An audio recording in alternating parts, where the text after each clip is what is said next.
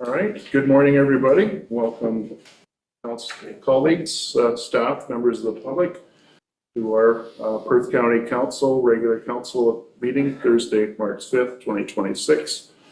Noting our start time as 9 a.m.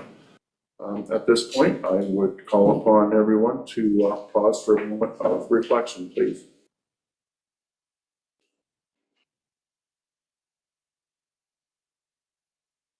Thank you. Our land acknowledgement. We acknowledge that Perth County is situated on the traditional land of the Anishinaabe peoples, who have a long-standing relationship with the land and water throughout the region. We honor and respect the history, languages, and culture of the diverse Indigenous, Métis, and Inuit people who call this territory home. As a county, we have a responsibility for reconciliation and the continued stewardship of the land on which we live and work. Item 4, disclosure of pecuniary interest. Councillor Kellum sends his regrets for today's meeting. At this time, I'll ask if council members have a pecuniary interest which they wish to disclose at this time. Okay, seeing none. At any time throughout the meeting, if you feel necessary, please indicate here that you have a pecuniary interest.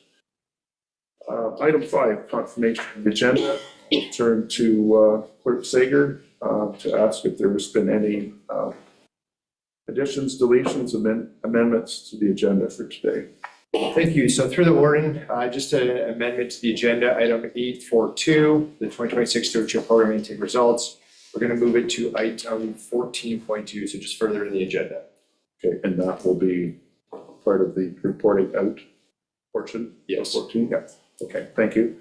So with that amendment announced by the clerk, looking for mover and seconder on the recommendation that the March 5th, 2026 agenda be approved as amended. Moved by Councillor Smith, seconded by Councillor McDermott. All those in favor? Opposed, if any? That's carried. Thank you. Moving to item 6, consent agenda. We have a fairly lengthy list, 28 items on the consent agenda. Is there anything that councillors wish to extract for further discussion? Okay, seeing none. Recommendation reads as follows: that the council receives the consent agenda items 6.1 to 6.28 and approves the February 5th, 2026 council minutes, February 12th, 2026 Forest Conservation Bylaw special council minutes, and the February 12th, 2026 special council minutes. Moved by Councillor Duncan, second by Councillor Wilhelm. Any discussion? All those in favor? Opposed, if any? Carried. Moving to section 7, public meetings, public hearings and delegations. 7.1, we have a presentation from UTRCA, Rob Davies, Forestry and Restoration Supervisor for the UTRCA Invasive Species Collaboration. I believe Rob will be joining us virtually, so we'll wait for his connection.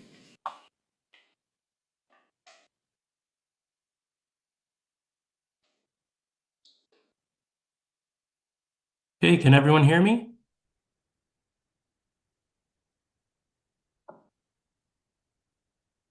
Morning, Rob. Good morning. Can everyone hear me? Yes. Yes. Okay. Go ahead. Excellent. And is the presentation up and available? Yes, it is. Okay, excellent. Thank you for having me. As mentioned, I'm the Rob Davies, the Forestry and Restoration Supervisor for the Upper Thames River Conservation Authority. This morning, I'm going to be presenting to you the Upper Thames River Collaborative Invasive Species Program. Next slide. So our agenda, I'm basically going to go over with you some brief details on invasive species. some species profiles of giant hogweed, Japanese knotweed, and Phragmites, and a rough timeline, and then the local context of the species, and our work with them. Um, then I'm going to talk about our new approach, the collaborative approach, opportunities that are available to us, costs of the program, and what you can do as a partner in this program. Next slide. So what are invasive species? Generally speaking, they're non-native to the region. They establish, spread, and cause negative ecological, societal, and economic impacts throughout their range. So as you're looking at the pictures from top left, clockwise, you can see emerald ash borer, Phragmites, Dutch elm disease, and zebra mussels. These are all invasive species, and if you have any experience with them, you'll know that their effects are very far-reaching. And the species that we're talking about today are just as capable of those large effects across the landscape. Next slide. So talking about giant hogweed, this plant is capable of producing up to 50,000 seeds per plant, and seeds are viable in the seed bank for up to 15 years. So it can be a very big problem throughout the watershed. The plant itself can create a reaction in our skin when exposed to sap and sunlight. So it's called phytophotodermatitis. It causes painful burns, blistering, and long-lasting skin pigmentation issues. Environmentally, all of these species reduce biodiversity and degrade essential wildlife habitat across the landscape. Socially, this one can lower property values. It can impact shoreline access for recreation like hunting, fishing, and swimming. Next slide. So where can we find it throughout the watershed? This map is the EDD maps for the species, and it's basically just citizen science observations across the landscape. And then we can see in Perth County, observations are limited to that to main Thames River corridor and the Avon and Black Creek watersheds. So our program is going to focus on those main areas, but ultimately, any observation of these species, we're going to hopefully manage them. Looking a little bit further to the east, you can see the problem is much bigger in Kitchener, Cambridge, Waterloo, where they've had it for a little bit longer and maybe waited a little bit longer before they started managing the species. Next slide. Japanese knotweed. So this one is a big problem throughout the watershed as well. This plant is capable of basically vegetatively reproducing. So from the root system, if we are doing any work with heavy machinery, drainage works, or say in a flooding event, any root becomes dislodged, it can start a new colony elsewhere in the watershed. So it's really important to get on top of it and make sure that we really reduce the damage caused by this species. Economically, this plant does substantial damage to infrastructure. It can break through foundations, bridges, sidewalks, and it can cause issues with drainage as well. It has the same environmental impacts as other species, but socially, you're looking at lower property values and impact to shoreline access for boating, fishing, and swimming. An interesting note in the United Kingdom, it's actually very difficult to sell your property if you have this plant on it due to the negative impacts to foundations and things like that. So it's something that you actually need to disclose when you're selling your property in the United Kingdom. Next slide. So where are we finding this species throughout the watershed? Again, observations are limited, but we can see along the Avon and the main Thames River corridor in the watershed. And just sort of a like an observation from these maps, it's not showing the entire population, it's just showing observations that individuals have sent in. So we don't have a fulsome picture of where these plants actually are in the watershed yet. Next slide. Phragmites, which is considered one of the worst native plants worldwide. It's an aggressive plant that spreads really quickly. Again, this one, it spreads vegetatively, so from root systems, but it also does create seed as well. Sorry.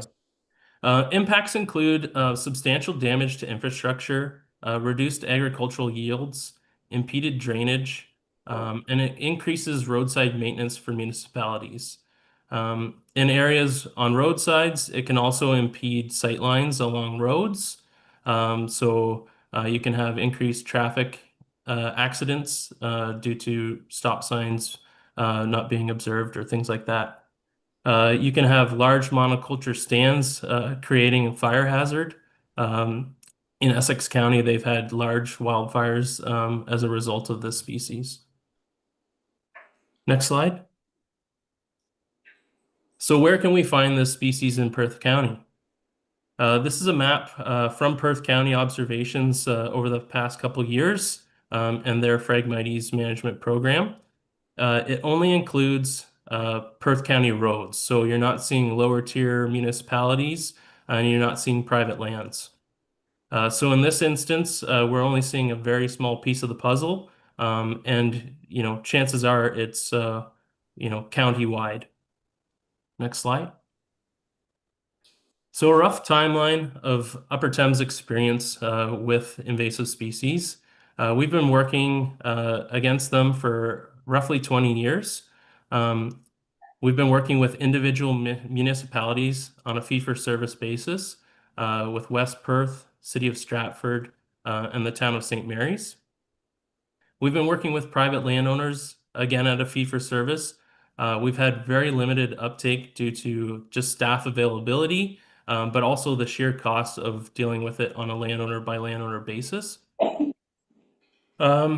CA Lands is where we've done the majority of our work, and you can see in the map on the right, this is giant hogweed removals that we've done along the Thames River corridor. And in 2025, we did 130 acres of treatment, which resulted in tens of thousands of plants being removed from the watershed. There's never been a coordinated approach to identify, monitor, and prioritize and manage invasive species in the watershed. Next slide. So the context of a program like that. A fragmented approach is ineffective. We don't know the full extent of problems throughout the watershed. Some of the limiting factors in the past has been budget, both at the municipal, CA, and private landowner levels, and provincial grants have only been available since 2021. 90% of the land base is privately owned. So if we're not working with those private landowners, we're missing a huge piece of that pie. And then generally speaking, we just haven't had enough boots on the ground to do the work. On the right-hand side, you can see it's a graph showing the long-term costs of control, where you see them exponentially go up the longer we wait. So, $25,000 today goes a lot further than $25,000 in the future. Next slide. Next slide. So our new approach is a collaborative, coordinated approach to identify, map, monitor, prioritize, and control invasives within the Upper Thames River watershed. Specifically, we're going to target giant hogweed, Japanese knotweed, and Phragmites because we know these species are significant issues across our watershed. The local awareness and local action will get efficient results. We're looking for partnership between private landowners, municipalities, and CA lands, and we're hoping for a sustained multi-year program. Next slide. The collaborative support of our partners with either access to lands, landowner contacts, identification, monitoring, mapping, or control efforts will result in effective, efficient, informed decisions at both the local and regional levels. And it also gives us the ability to leverage those funds to make any investments go that much further. Next slide. So our targeted areas, as I mentioned, we're hoping to work along both the north and south branches of the Thames River before it reaches the City of London. But ultimately, we're looking to go watershed wide with our programs. Any observations of satellite populations it's important that we deal with those as we observe them and prioritize them. Next slide. Our progress to date. So we started this journey creating this program just before Christmas this past year. We've reached out to private landowners that we've worked with within those targeted areas. And so far we have 26 landowners on board to at least allow access to map and monitor, which gives us access to 1,800 acres. And we've received letters of support from a number of partner municipalities, as well as industry at St. Mary Cement and the local trail association at Thames Valley Trail Association. Next slide. So the process, it's all about getting boots on the ground to do the work.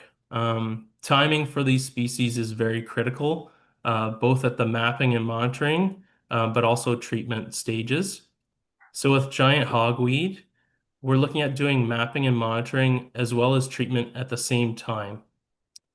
This species is only active during that April to mid-June period, and then it goes to seed. So after this time, it's very difficult to manage it with digging and herbicide, and it gets very, very large, and it's not efficient to remove this species after that time.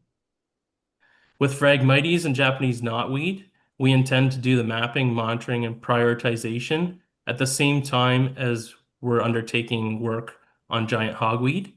So while we're on these properties, we're going to be observing these other populations, and then we're going to be sending those observations for prioritization in the office, where we can then prioritize our treatments through August and November with herbicide. With our landowner permissions, we're going to focus on areas where we have multiple landowner permissions or large land bases. And that just helps us be more effective and efficient with our time because we're not having to enter and exit every single property to go to the next one. Next slide. We'll also utilize drones to do some of the mapping once vegetation is very difficult to access properties. We'll also host a landowner workshop or community event to help landowners identify, control, and map on their own properties. Prioritization is also going to take place for Japanese knotweed and Phragmites based on our funding sources. So if we're not successful with some of our funding, it's going to really limit where we can do some of the work. Our reporting is where we have that positive feedback loop. So we're going to be reporting back to our landowners where we've observed these invasive species on their property, where we've treated on their properties. We're going to be reporting back to municipal partners where we're finding these invasive species, how big the problem is, and we're going to try and leverage the funds to our funders in future years as well. And that collaborative support just helps the money go that much further. Next slide. So some of the opportunities that have been available to us, we've applied to both the Invasive Species Action Fund and the Invasive Phragmites Control Fund. Both of these funds are for $50,000, and they're hoping to make their award their funds within the next month or two. So we're hoping to hear back from them very shortly. Both of these programs rely on a 50% match of funds or in-kind work, and currently are unsupported any further than our own in-kind work on our own CA lands. Just for Oxford County, we have our Clean Water Program, which offers 50% up to $5,000 for invasive species work. So we know we can work with private landowners in that watershed and leverage some funds to help that work. And similarly in Huron, they have up to $3,000 in funds for invasive species work. Next slide. So at what cost? Currently, the way the program will run, we're projecting it to be over $200,000. And efforts are to minimize costs to landowners and municipalities. The focus will be on management and mapping and not so much on administration. Giant hogweed, we're really looking for that landowner engagement along that Thames River corridor because if we're not dealing with the problem, it only exacerbates it further downstream. With Phragmites and Japanese knotweed, we're looking at cost share depending on the location, funds available, and priority of the work. Next slide. So what can you do as a partner municipality? Join us in this collaboration, help us secure long-term funding, and be at the leading edge of a management-focused, informed program. Help us expand our partnerships throughout the watershed, and help us contact landowners for participation in the program. The local investment of $25,000 will help secure external funds, making your dollars go that much further. Next slide. Thank you for your time this morning, and if you have any questions, I'd be happy to answer them. Thank you, Rob, for your presentation. Councilor, any questions for Rob? I'll start with Councilor Duncan. Go ahead, please. Through you, Warden. Rob, has there been any work and research done on the possibility of using native species planted in these areas to outcompete the invasive species?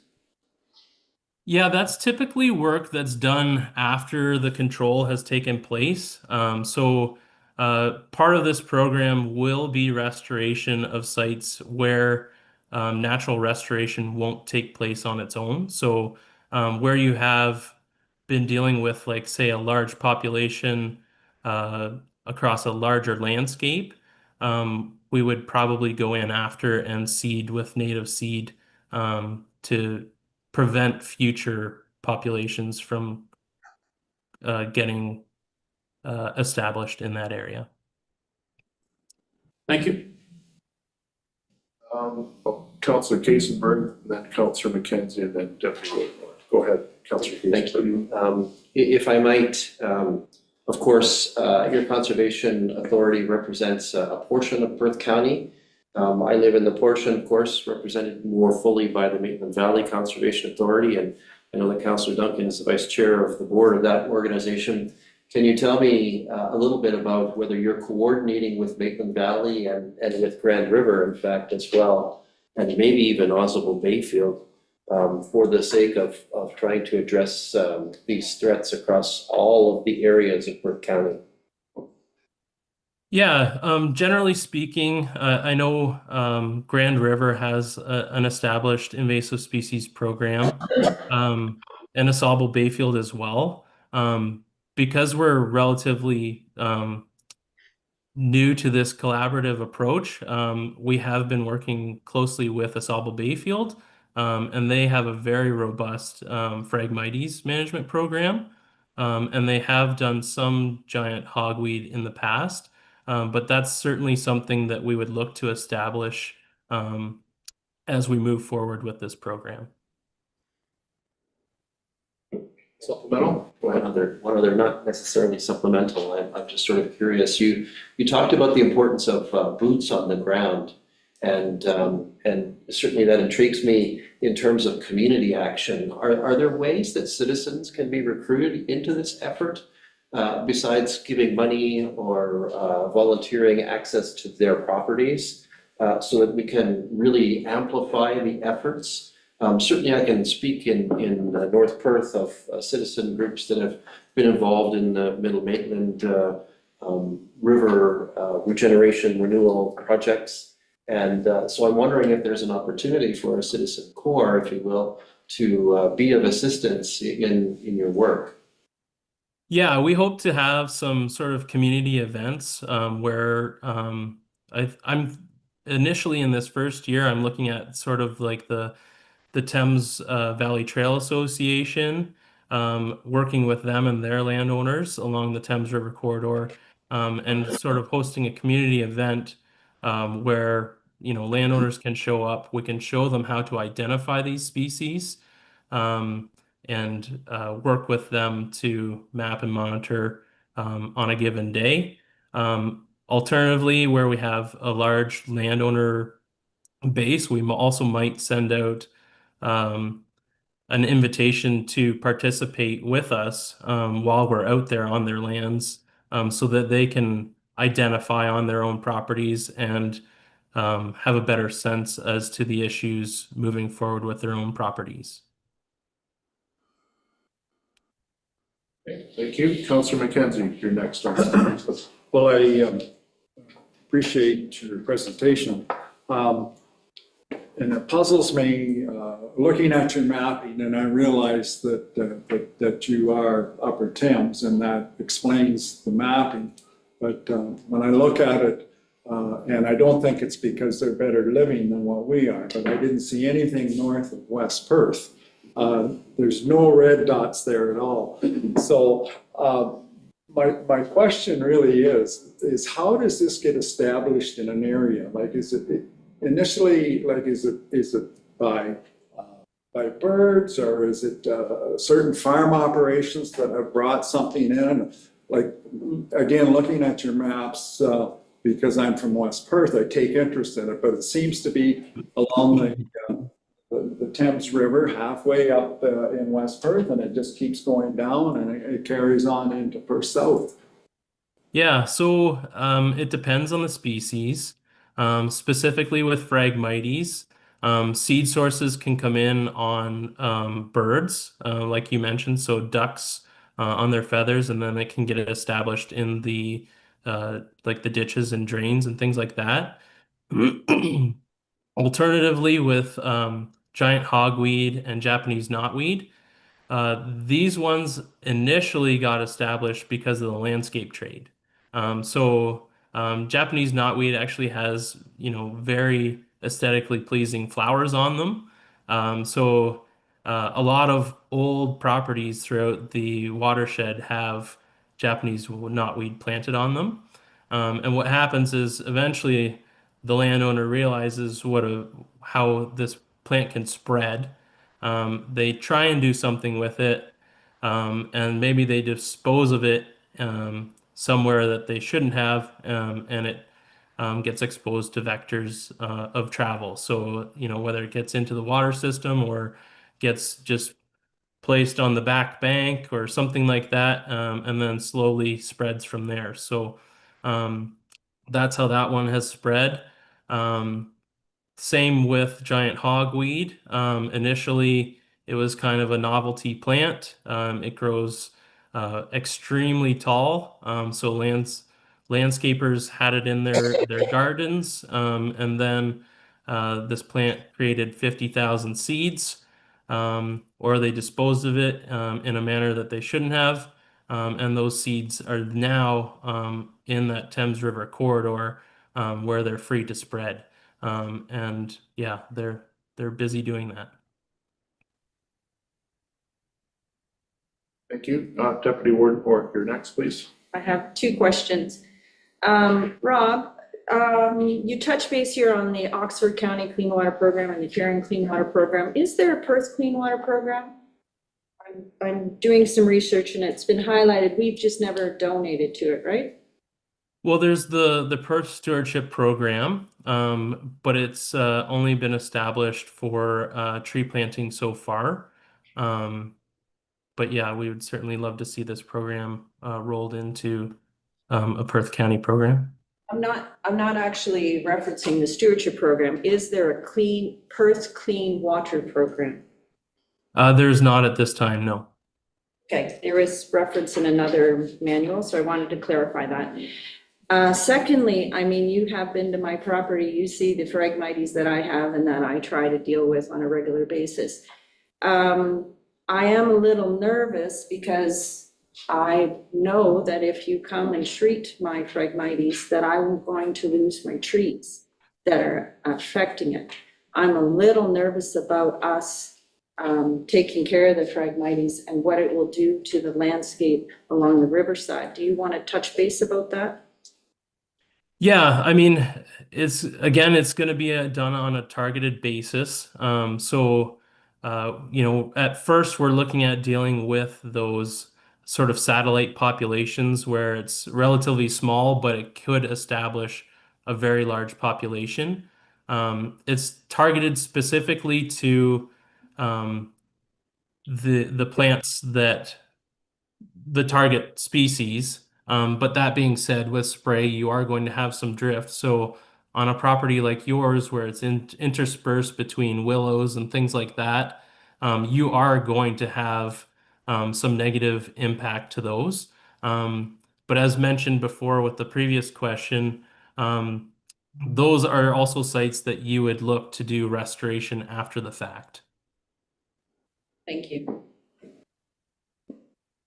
Okay, Councilor McDermott, go ahead, please. Yeah, I know that when you come through customs at the federal level, they try to make sure you're not bringing anything back from some other jurisdiction and you're carrying some kind of seeds or something with you.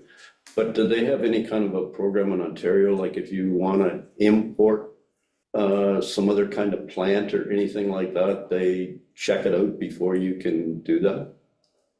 Yeah, a number of the species now through the landscape trades are regulated through CFIA for like invasive pests and things like that. But they're doing a lot more testing with these species before bringing them in for the landscape trades so that they aren't going to be reproducing across the landscape. So generally speaking, it's a lot harder for something to become invasive across the landscape as it was, 50 to 100 years ago.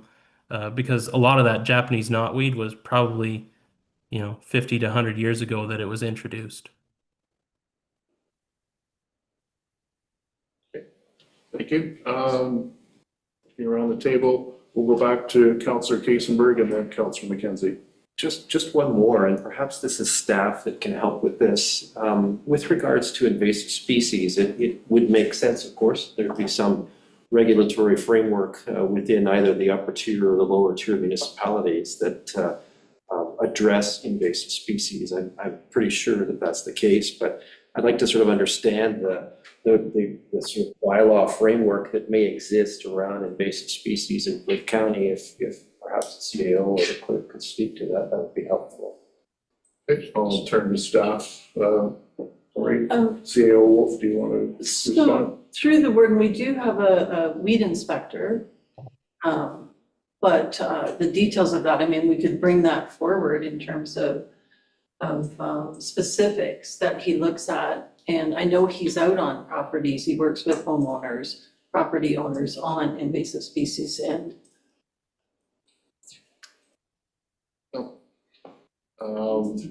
yeah, go ahead, John. Through the warden, excuse me, through the warden, we have previously brought back a report on, for instance, phragmites to council. If that would be beneficial, we could probably rehash that and add any information that may be relevant. if I may, Councillor Casey, go ahead. it's less about reporting, it's just, how much rope do we have with regards to bylaw enforcement at both upper tier and lower tier to try to ensure that some of these species that we're very concerned about become the issue of property owners. Clerk Sager, go ahead. Perfect. So through the warrant, this is actually very timely because we will have the Perth County Weed Report coming forward at the next council meeting that's prepared by Marvin Smith, who is our weed forestry inspector as well. And within that report, it does mention that most of this, from a bylaw perspective, is really done through property standards at the lower tier municipalities. It's kind of like the most appropriate kind of area to kind of deal with that, because you'll see from growth and growth limits that will really be more of a property standards issue than an upper tier bylaw. So that's kind of where that's kind of dealt with, and that should be shown in the report that comes forward. Okay, good. All right, Councillor McKenzie, you have a question? I think my question's probably been answered. It was kind of a follow-up from you, and Todd has kind of answered. Like, I just wondered, like, has there been anything done to ban these invasive species from coming in through, landscapers or whatever, that we just don't want to allow it? And but that would seem to be a good place to start, is just not allow it to come in and not allow it to use it. And you kind of indicated through property standards, but that's great for the homeowner that has it. But if we don't allow it to come in the first place, would be a better place to start, I think. Thank you. Any other questions? Okay, I don't see any more. Thank you, Rob, once again for your presentation. Very informative. And Thank you for your time. You're welcome. All right. We have a resolution that reads as follows: that council receives the UTRCA invasive species collaboration presentation from Rob Davies, Forestry and Restoration Supervisor, for information. Moved by Councillor McDermott, seconded by Deputy Warden Orr. Any further discussion? Seeing none, I'll call the question. All those in favor? Opposed, if any? That's carried. Thank you. Thanks again, Rob. Have a good day. All right, moving on to Section 8 staff reports. 8.1 under Planning Services. 8.1.1, we have before us an application for red line revision to draft plan of subdivision NP 24-01 Maple Creek Properties, and here to present that to us today is Nathan Garland from Perth County Planning Services. Good morning, Nathan. Welcome. Thank you, Warden Trendowski, members of council. I do have a short presentation with respect to the red line revision that I'm here to present for council.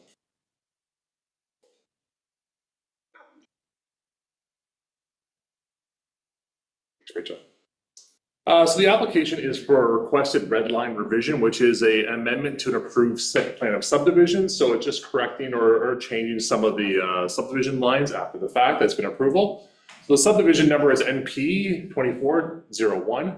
The owners are Maple Creek Properties Limited, and the applicant is Carolyn Baker from Baker Planning Group. The location is noted here on your screen, but it is on the west of Listowel on the south side of 86. Next slide, please. Just an outline of what a red line is, because we don't see these very often. They don't typically come in. We're more accustomed to just seeing the subdivision coming in. So a red line revision is an amendment to a plan of subdivision after the fact. So we're just going through it. We're amending some of the lines. It doesn't change the scope or scale of the subdivision, so it still stays within the framework of the property. It still stays within the boundaries. We're not expanding it. We're not going beyond what's been originally approved. This is just modifying the internal framework of the subdivision on the inside. So it typically occurs during the time when services come up. So they're doing a detailed design now review of the servicing infrastructure, some of the trail networks, looking kind of at the nitty gritty and just noticing some of those discrepancies or changes that now need to occur. There is no public meeting, there is no zone changes. So the zones that were originally approved for the plan of subdivision still stay in effect. So the zones that you would typically see for residential zone, natural environment zone, those are still in effect. We're just kind of finalizing the line within a few meters. That's what we're going through now just to correct it. The plans, it's called the red line just because it comes in marked in red. It just comes marked up entirely as red. It's not underly It's fairly clear, yeah. It just comes marked up as red, and that's why it's called a red line revision. So you'll see it exactly. Next slide, please. So that's a copy of the plan. Unfortunately, you can't quite see it on the screen, but a number of the changes are marked in red. Primarily on this red line revision, we're looking at changes to the trail infrastructure and some of the servicing. So there's adding a turning bulb in the one area, moving some trails around just to address some stormwater management features. They finalized the EIS with the Topo Bank with respect to that natural environment block. So just going through the final details of that. So really the highlighted areas are there's a reduction of a 1 meter reserve, 1 foot reserve, walkway inclusion, and then trail blocks. So that's primarily what we're looking at. No changes in blocks. So they're not removing or adding any blocks. They're just really, as far as the housing goes, that's all staying the same. Next slide, please. That's a list of the summary of changes. I won't go through them all, but really it focuses on addressing the infrastructure needs during the time being. This will occur in phases as well too, so just making sure that all the phases line up appropriately and correctly also. So just allowing for some of those things to occur through the phasing process. There also has been some finalization of the stormwater management block to the south end as well too. That's where the trail has shifted over a little bit, just changing it from more of a, I'll say, an institutional type stormwater feature, just to more of an aesthetically, like they can look at it without fences around the whole thing. So just some modifications to the slopes of that. Next slide, please. Summary of the policy changes. So it has to meet the official plan and zoning. We can't change that through a red line. It really is just correcting some of the lot fabric or modifying some of the lot fabric. No changes to the official plan, no changes to the zoning at all. Those still stay in effect. Trail changes are primarily what we're looking at in some of the infrastructure components. No expansion or enlargement of development. And it's really based on detailed design discussions. And then just a note, North Perth Council did support the red line amendment on December 15th, 2025. Next slide, please. Therefore, it is staff's recommendation that Perth County Council approve application of the red line amendment for subdivision NP 2401, subject to the conditions listed. Really, the conditions listed have also not changed, so those have all stayed the same also. I'm happy to address or answer any questions at this time. All right, thank you, Nathan, for your report. Councillors, any questions for Nathan on this submission? Looking around, don't see any. Okay. Thank you, Nathan. All right. We have a recommendation that reads as follows: that council receives the application for red line revision to draft plan of subdivision MP 24-01 Maple Creek Properties report, and that council approves the red line revision for plan to draft plan of subdivision MP 24-01 submitted by Baker Planning Group on behalf of Maple Creek Properties Limited for lands described as part lot 27 and 28, concession 1, Elmo Ward in the municipality of North Perth. Moved by Councillor Kasenberg, seconded by Councillor Duncan. Any discussion? Seeing none, I'll call the question. All those in favor? Opposed, if any? That's carried. Thank you. All right, moving to section 8.2 of our agenda, corporate services. And first off is 8.2.1, January 2026 Forestry Inspector's Report. And Tyler Sager, our Manager of Legislative Services and Clerk, will bring that to us. Floor is yours, Tyler. Perfect. So through the warden, thank you. And to council, before you is the January 2026 Forestry Inspector's Report, prepared by Marvin Smith, Forestry Inspector. In the month of January, Marvin completed 8 inspections in response to the submission of the notice of intent, and 1 inspection in response to the request from a landowner. The report is before council. If there's any questions, concerns, or inquiries, I'd be happy to pass those along to Marvin. Okay, thank you, Tyler. Questions for Tyler? This report? Not seeing any. Recommendation reads as follows: that council receives the January 2026 Forestry Inspector's Report for information. Moved by Councillor McKenzie, second by Councillor Wilhelm. Any further discussion? If not, call the question. All those in favor? Opposed, if any? That's carried. Thank you. Next up, 8.2.2, our 2025 year-end report. for Stratford Perth Archives. And we have with us today via online is Betty Jo Dalton, our Manager of Archives Services and our archivist. Good morning, Betty Jo. Welcome. The floor is yours. Thank you, Warden, and good morning, everyone. And thank you all for this opportunity to present a report summarizing achievements at Stratford Perth Archives in 2025 for Council's information. There were over 189,000 visits to the local newspaper database by researchers from around the world last year. That was the first full year that the database has been available for online public access. More newspapers will be digitized and uploaded each year as this project continues. The popularity of online resources like this one reflects shifting trends in how researchers choose to access archival information, which is to say people like accessing things online perhaps rather than coming in person to an archive site, but that is still happening as well. So this trend is also demonstrated in the number of visits to the archive's finding aids and digitized collections subpage on the county website, which more than tripled to nearly 21,000 visits last year over the number of visits in 2024.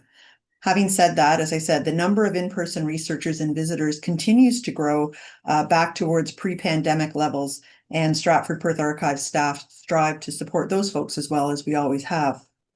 We are, of course, enormously grateful for the resources and support that we receive to respond to these diverse information needs. Sources of donated records added to the collection last year, and a list of the community partners that we've collaborated with are noted in the report. So with that, I will thank you again for your time today, and through you, Warden, be happy to respond to any questions or comments that Council may have about the report. Yeah, thank you, Betty Jo. Colleagues, any questions for Betty Jo on her report? Seeing none. We have a recommendation that reads as follows, that Council receive the 2025 year-end report for Stratford Perth Archives, and that Council approve the report for submission to the Municipal Shared Services Committee meeting of March 19, 2026.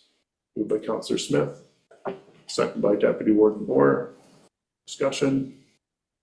Seeing none, call the question. All those in favor? Opposed, if any? That's carried. Thank you. Thank you, Betty Jo. Have a good morning. All right. Moving on to 8.2.3 POA Court Services 2025 year-end report for MSSC. We have with us this morning via Zoom Courtney Downham, our Court Services Clerk. Good morning, Courtney. The floor is yours. Good morning, Warden Trentowski and members of Council. For those of you that don't know me, I'm Courtney Downham, and I've been with the County of Perth for about 17 years as a Court Services Clerk, and I'm just filling in for Vicki Hamilton today. The report before you is the 2025 year-end summary of the activities within the Provincial Offences Court. In terms of Blitz days, Perth County received 9 additional court days, which are in addition to regular scheduled court days.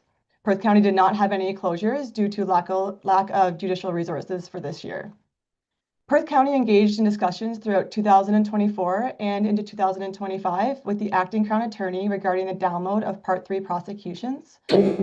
Municipalities handled prosecutions for less serious Part 1 and Part 2 charges, while the province was responsible for less serious Part 1 and Part 2 charges, while the province was responsible for the prosecution of Part 3 charges, which are more serious charges and court appearances are mandatory.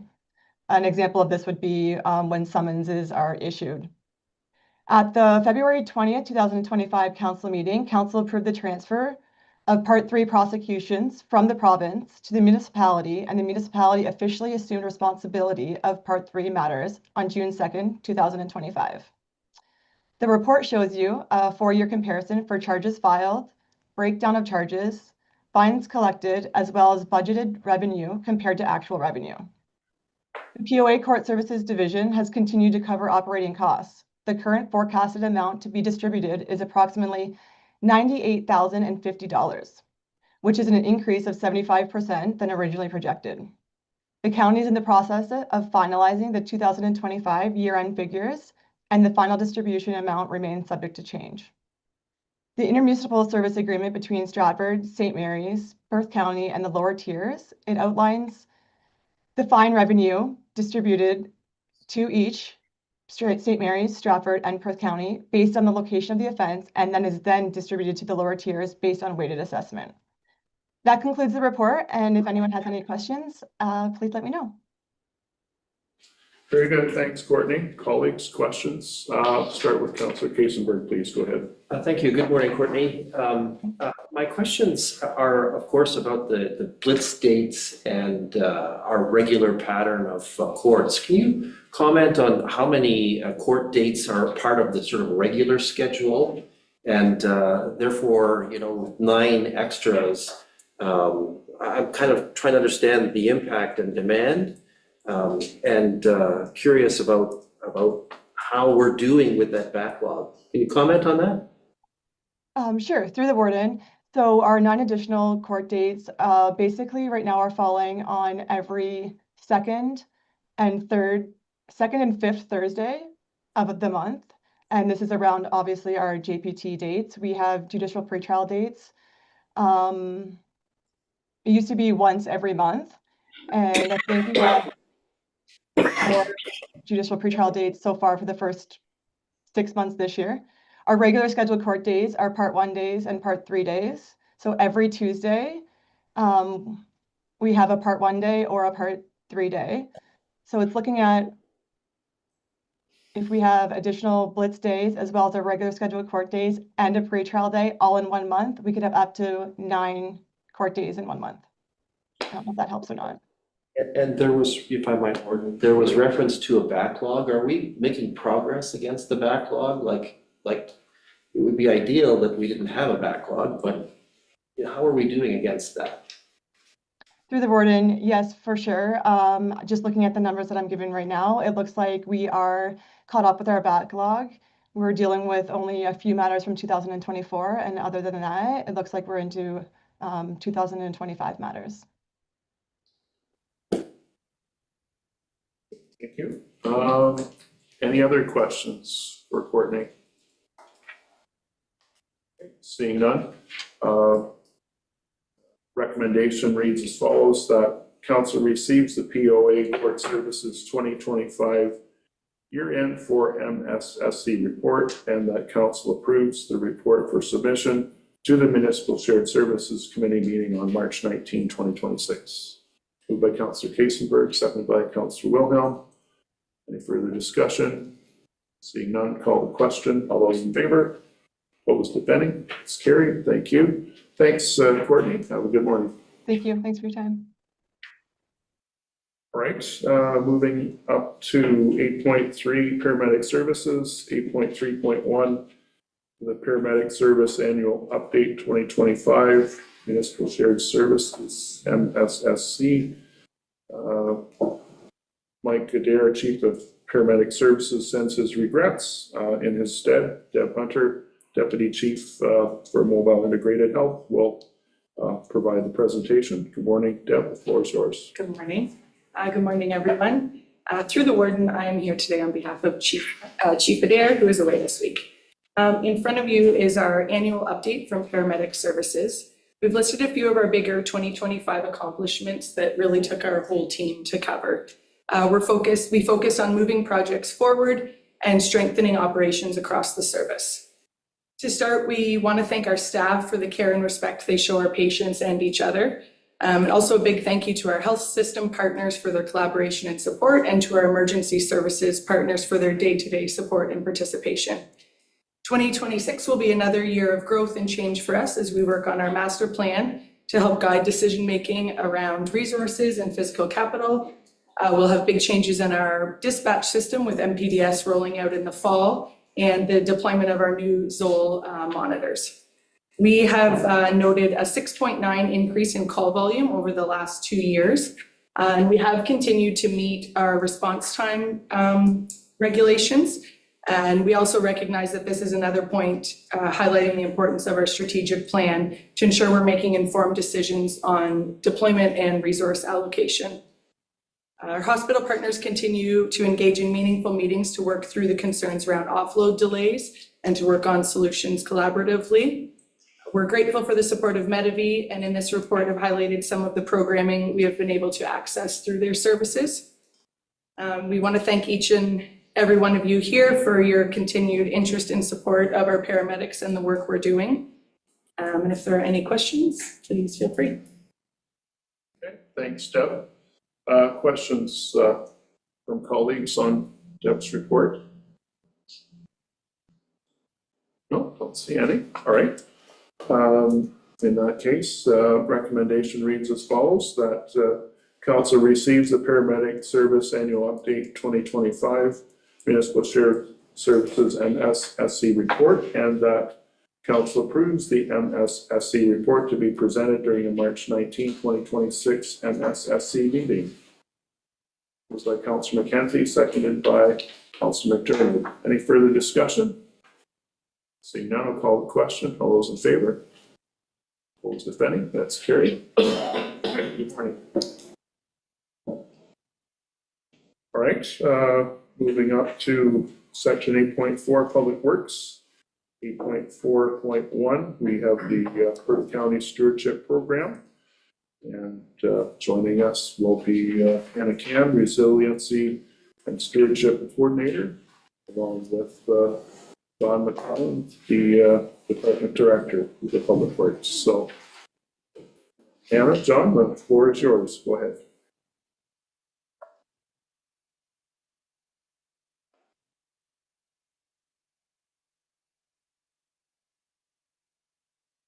Thank you, Warden and Councillors, for the opportunity to provide a clear overview of the Perth County Stewardship Program, how it works, describe its design, and the results of participation and quantitative outcomes thus far. The Stewardship Program is about to deliver its third year of program support from 2024 to 2026.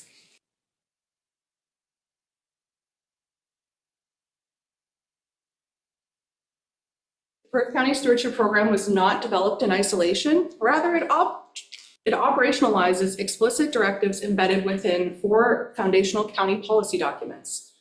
The strategic plan identifies environmental protection and climate adaptation as its core governance policy. Under the key theme, protecting the environment, Council explicitly recognized climate change impacts, environmental degradation risks, and the pressures associated with rapid growth. The Energy Conservation Demand Management Plan quantifies operational emissions and establishes reduction and offset targets. The 2024 ECDMP identifies a requirement to plant 369,156 trees to totally offset operational emissions and to achieve a 30% reduction in operationally generated emissions by 2029. The Greenhouse Gas Reduction Plan establishes sector-specific actions for upper and lower tier municipalities in Perth County. Relevant directives include partnering on a tree management and resilience plan to increase canopy coverage and the development of a Perth County Clean Water Project, which is what Council has instituted as our stewardship program. The Perth County Official Plan specifies several areas for consideration in regards to climatic adaptation and mitigations, as well as landscape resilience and natural heritage feature protection. Collectively, these documents articulate Council's commitment to environmental resilience, greenhouse gas mitigation, and protect soil, water, and air resources. The stewardship program functions as an implementation mechanism for these 4 Council-adopted policies. Report 2023-129 on July 6, 2023, delivered to Perth County Council, documented the evidence-based process undertaken to design the Perth County Stewardship Program. The program was developed through a structured public consultation framework to ensure it was responsive, technically sound, and aligned with local environmental priorities. The program was intentionally designed to reduce barriers to participation, offering multiple service delivery pathways while maintaining consistent program standards, transparency, and accountability for public funds. Comparative program review and consultation with administrators of the Huron County Clean Water Program, the Wellington Green Legacy Program, and the Oxford County Clean Water Program were done. This cross-jurisdictional benchmarking identified common best management practices, variable delivery mechanisms, and differing eligibility frameworks across counties. Selectively, these examples demonstrate that county-led stewardship managed by county staff and delivered in collaboration with partners, is an established, effective, and widely adopted model. Perth County's program fits squarely within this proven framework. There are many similarities to Perth County's stewardship program to counties around us, including staff administration, application review, and approval by council. This model enables the county to support a broader range of stewardship projects while maintaining strong oversight through clear eligibility criteria, site verification, and post-project accountability measures. A key difference is that landowners are able to source trees from a tree provider of their choice and have the trees planted by a service or by themselves, ensuring freedom of choice. This matters because it was made clear during public consultation that applicants deserve flexibility in who they contract to buy trees from and who would plant them. The County of Perth retains accountability for public funds and the types of applications that are supported. There are no funds lost through delivery partner administration and no impetus on the existence of external delivery partners. Some external grant programs offer grants for stewardship action similar to the Perth County Stewardship Program, such as those delivered through Ontario Soil and Crop, the Ontario Ministry of Agriculture, Food and Rural Affairs. However, important limitations become clear upon closer review. Many programs are geographically restricted, applying only to certain or specific conservation authority boundaries or select areas of the county. Others are limited to agricultural operations, excluding non-farmers or rural landowners who are interested in tree planting and land stewardship. Minimum project size requirements, often 2 acres or more, create additional barriers, particularly for small and medium scale projects where community impact can be significant. These programs also require environmental farm plans, adding additional administrative complexity and limiting accessibility. Funding stability is another challenge. Many external grants open briefly from year to year, making long-term planning for landowners difficult. In the case of the Ontario Soil and Crop grants, some of these application windows open and close within a 1.5-hour timeline, while others require onerous applications upwards of 35 pages long. The stewardship program provides stability, reliability, and ease of access where these grants fall short. Equally important is the value of local delivery. Stewardship projects delivered by the county benefit from the local knowledge, established relationships, and an understanding of the land and community context. PCSP provides a local presence and ongoing support, helping landowners translate their vision into successful, lasting outcomes. Applicants to PCSP are eligible to stack external grant funds with the county grant up to 100% of project costs. In 2026, only 7 of the 33 applicants indicated they had submitted grant applications to other sources. In some cases, they indicate they have applied, but may not receive these funds as the application timeframes overlap. Allowing landowners to stack grant funds across multiple grants enables them to do more stewardship action with less barriers. Some grants, like RELP, actually require matching funds to be eligible, further stabilizing the importance and access to PCSP.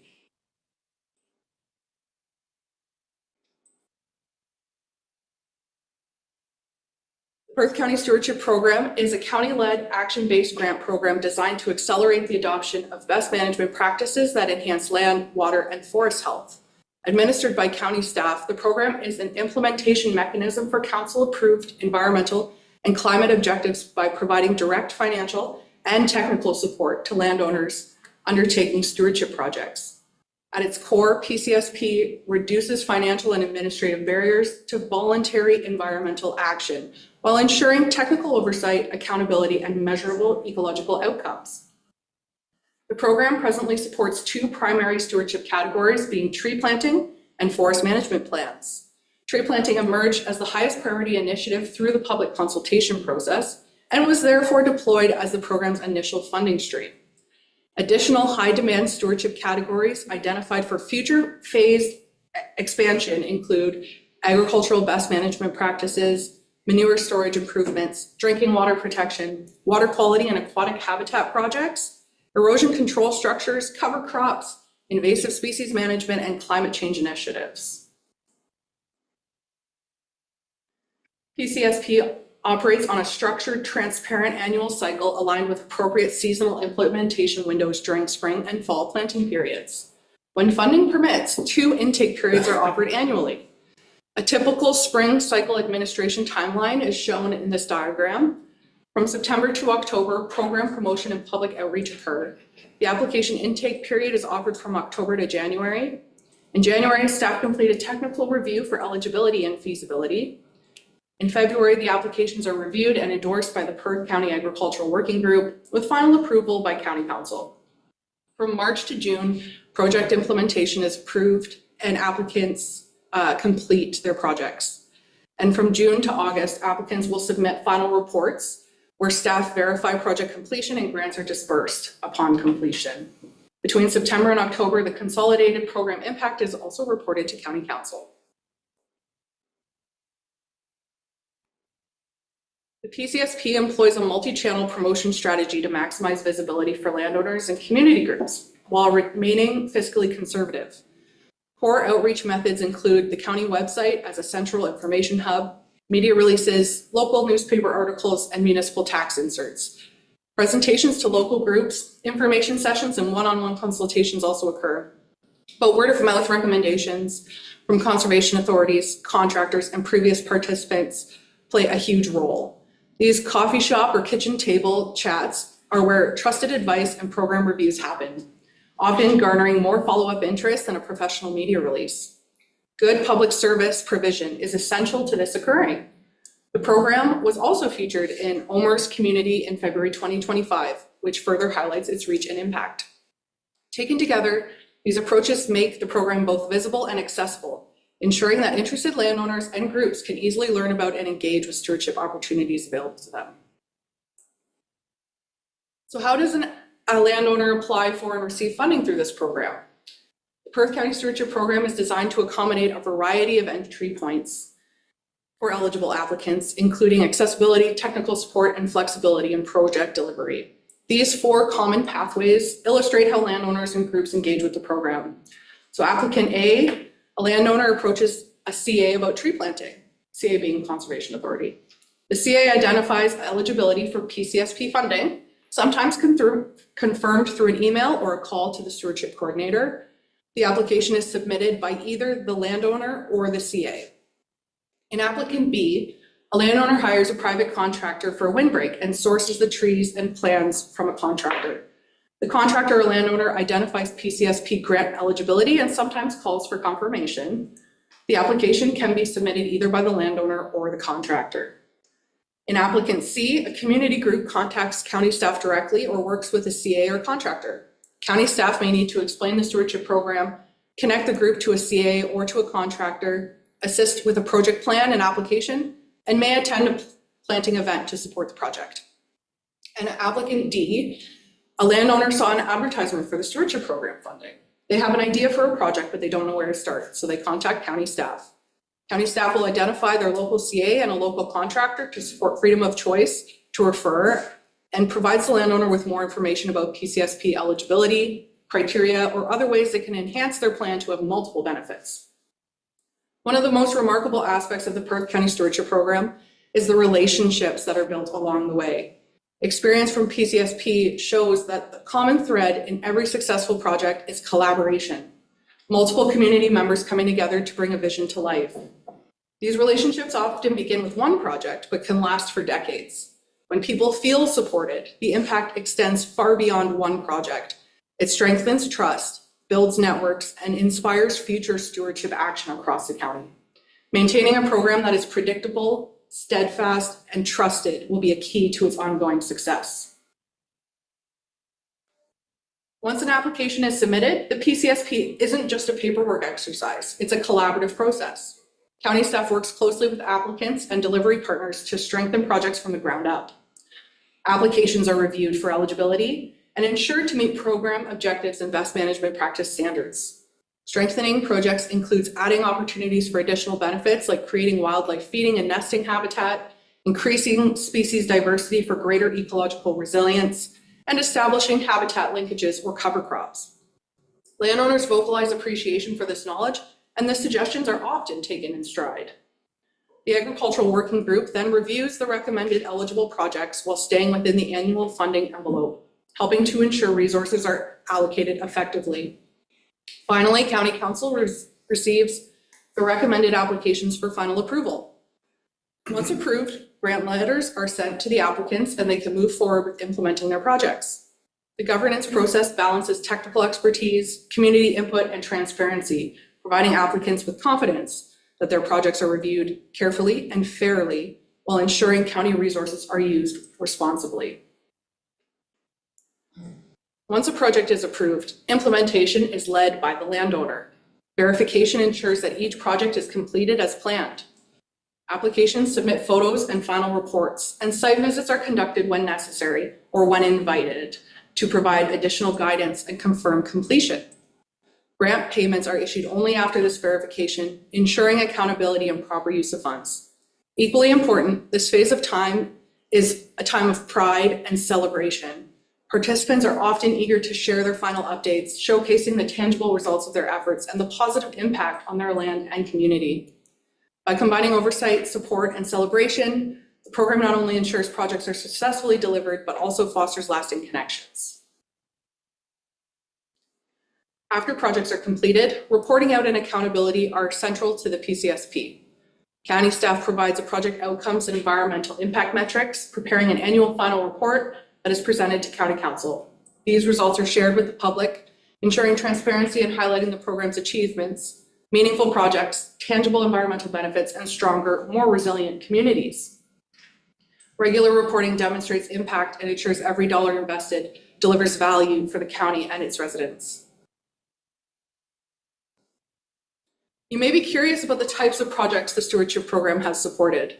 While many recent plantings are still small, this mature example shown here illustrates the long-term impact of thoughtful stewardship. In this case, the landowner has a mature woodlot alongside a cash cropping operation. The original bush boundary is represented by line A in the image to the right. To straighten the field for a more efficient planting and harvesting, the landowner planted a triple row of cedars extending into the field, shown as line B. This design benefits both the woodlot and the cropland. The woodlot gains additional cover for small game such as rabbits and turkey, edge protection from invasive species, and the cropland receives wind protection that supports soil conservation and crop health. This example demonstrates how good stewardship can align with practical farming operations. It also illustrates the kind of decisions the stewardship program helps landowners make. It's important to note this project was completed 10 years ago and was not funded through PCSP, but it shows the long-term value and potential of these projects. In this example, the landowner spends significant time maintaining their lawn and experiences direct wind and sun exposure on their home. By planting these marginal areas with trees, the time spent mowing is reduced, while the new forest provides shelter for the home and access lanes. Additional benefits include erosion control on adjacent farmland. Here we see the young helpers who worked alongside their parents to plant their future forest. As they grow, so too will the trees, demonstrating how stewardship supports both the next generation and long-term environmental benefits. In this example, the landowner installed a multi-row shelter belt around their livestock operation to mitigate the impact of prevailing westerly winds and provide protection for the farmyard and adjacent fields.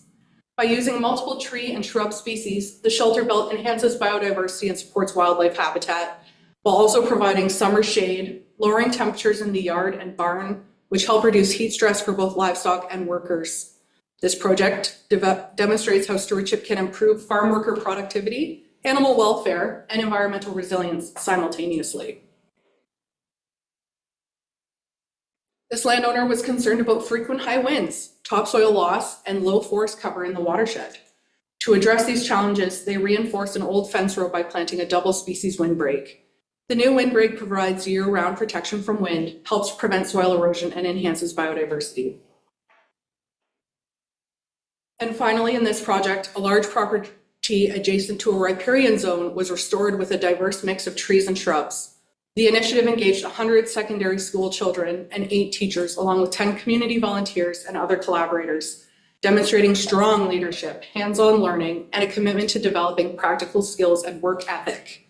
This project illustrates how urban stewardship efforts can create meaningful environmental impact while fostering community involvement and education. One of the most compelling aspects of the Perth County Stewardship Program is the return on investment it delivers. For every $1 of grant funding, the program leverages $2 in private or external contributions. The program also generates direct economic benefits for local businesses. Contractors, tree suppliers, equipment rental providers, restaurants, and other services all see increased activity, keeping dollars circulating within the local economy.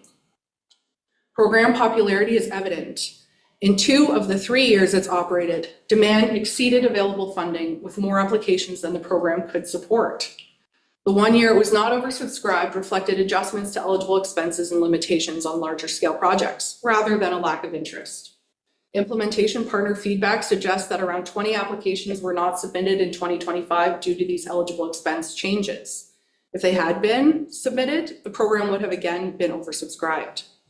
The result is significant environmental impact, stronger tree cover, healthier soils, improved wildlife habitat, and increased landscape resilience. Combined with tangible economic benefits for the county and its communities.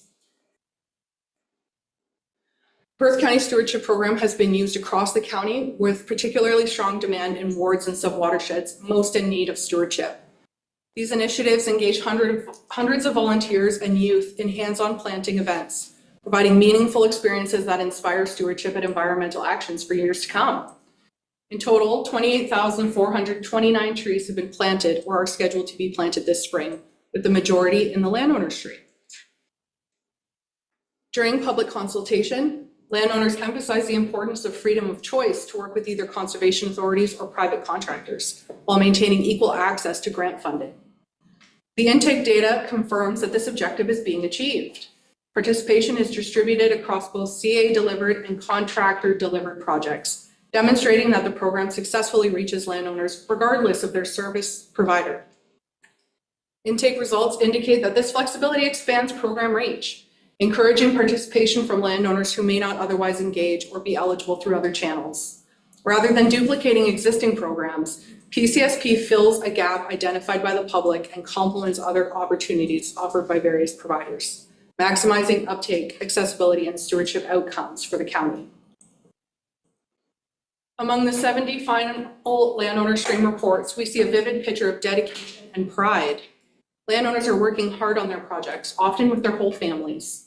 We see contractors using GPS precision to ensure windbreaks are perfectly straight and well protected with underseeded cover.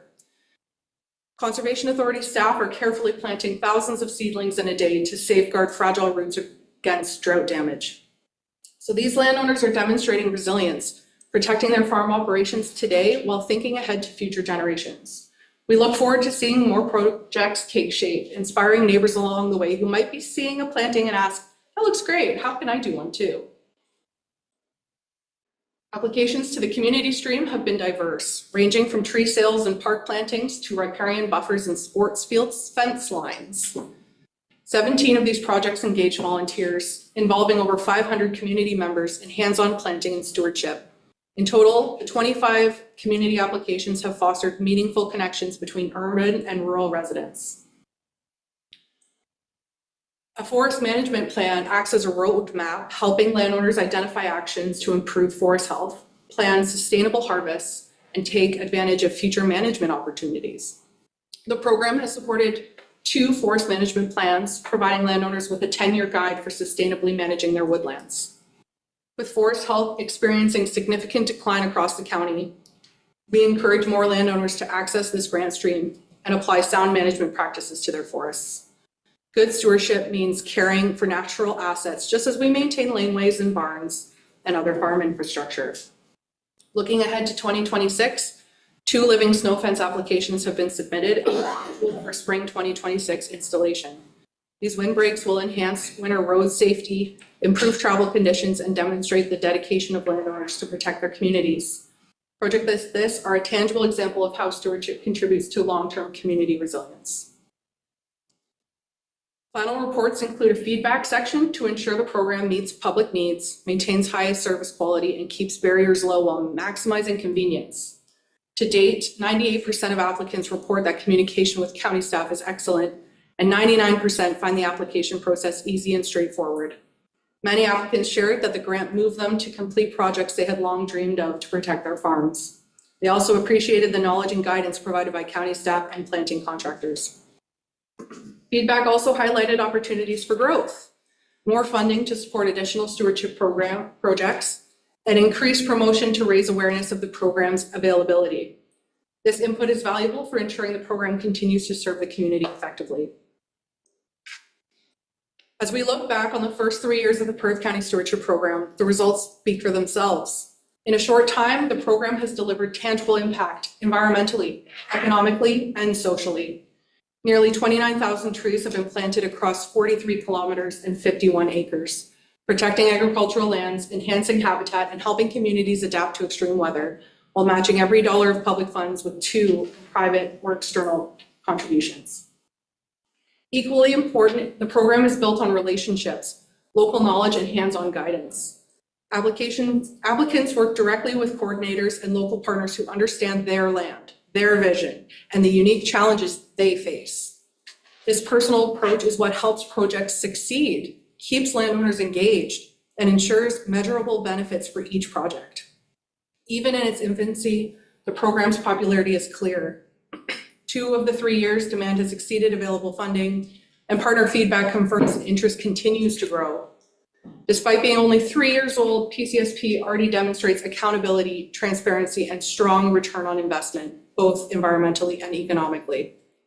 Looking ahead, the message is simple. PCSP is working. The current process, consultation, guidance, technical review, and local delivery is producing real results. Let's celebrate the accomplishments of our landowners and community groups. Learn through adaptive management, and continue supporting the program so it can reach its full potential. Thank you. Very good, thanks. Colleagues, questions for Hannah on that report? I'll start with the speakers list. Councillors, oh, okay, so Deputy Warden Orr and then Councillor Kaysenberg, please. I have 2 questions.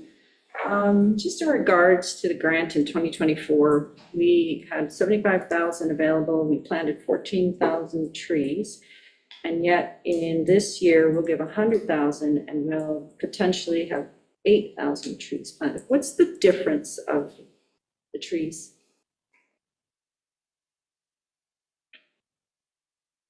Some applications that have higher tree numbers are typically those planted as seedling stock, and those are typically done by the conservation authorities. So if we look at the difference of years, in 2024, we received a lot of significant projects that use seedlings. So each application would have been 1,200 to 1,400 trees versus a project that uses large stock or potted stock that would plant 50 to 150 trees typically. Okay, thank you. I've got one more question. Certainly, go ahead. On our stewardship postcard here, there's great information.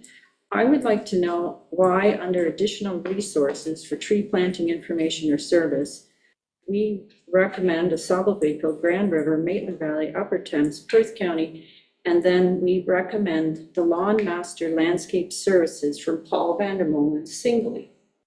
Why are we having a private company advertise to us and someone who's also not local to Perth County?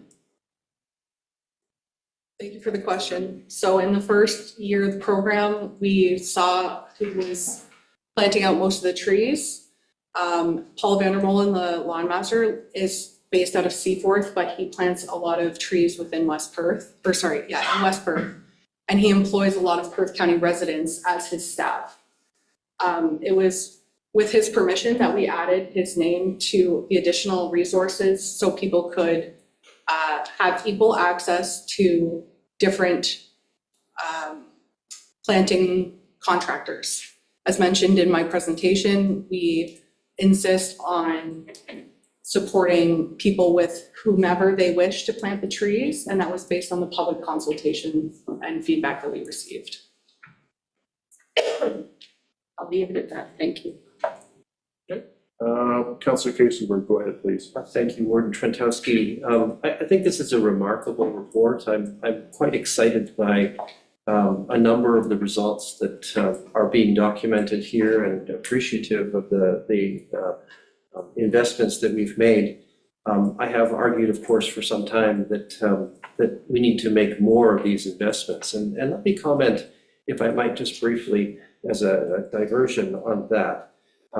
Lately, I've had a fair amount of cause to interact with our preteens and teenager population in Perth County. And when I talk to them about the issues of interest of the day, they're pretty busy talking about climate change and their concerns about the environment.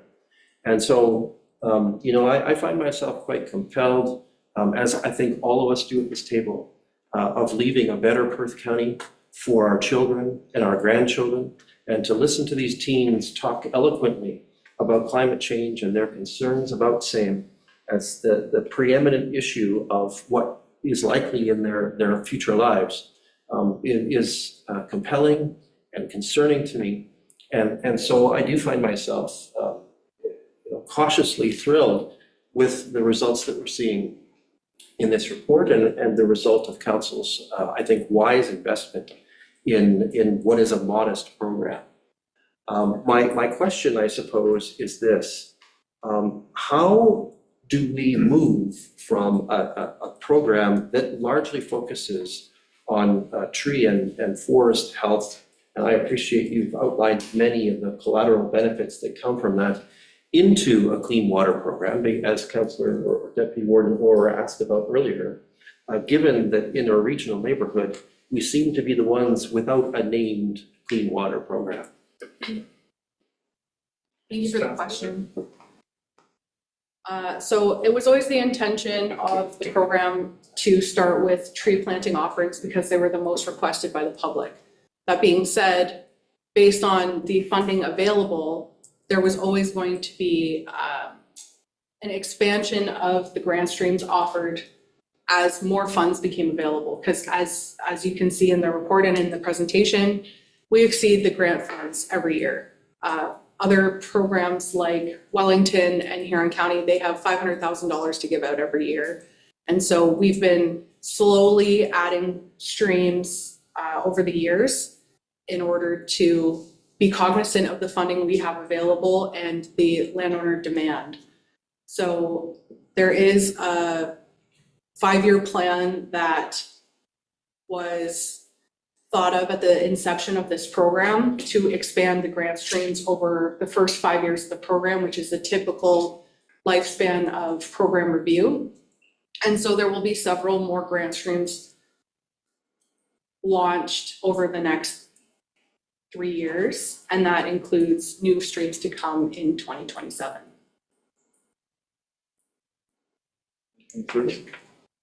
I appreciate that, you've, one, of course, you need the consent of this council to fund those, but the clean water matter still seems a little vague to me. Are we moving towards the opportunity as a county for a clean water program?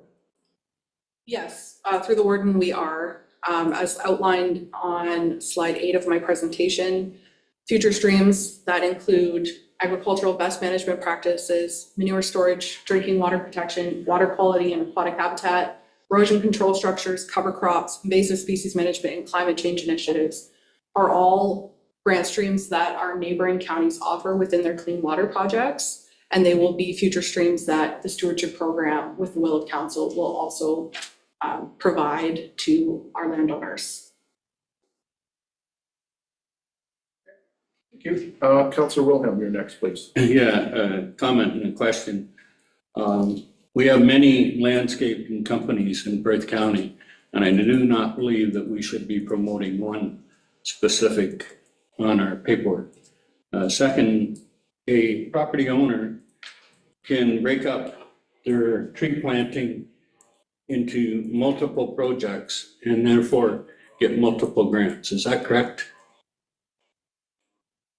Thank you for the question. So a landowner can complete multiple different projects upon one property. And based on the current criteria that was approved by council and by the agricultural working group as recommended, there were no restrictions placed on how many applications one property could submit. But in those cases where that has occurred, it's been because they can apply to 2 different streams. So that would be living snow fence stream versus the landowner stream.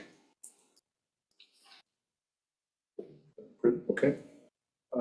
Anything else, colleagues? I'll go to Councillor Eggetts and then Councillor McKenzie. Okay, thank you. Page 190, Councillor Orr touched on this. I do have some concerns too. Like in 2024, we gave out $75,000 and planted 14. In the last 2 years, we haven't even planted 14,000 trees.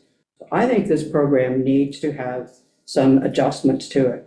I don't mind giving money to people planting trees. I have a real problem giving my taxpayers' money to people to dig the hole, get the ground ready and everything else. You know, they can do that if they want. And Mel Lloyd's report was to plant as many trees as we can. Well, we're not doing that because we're giving them all this money just to get their land ready.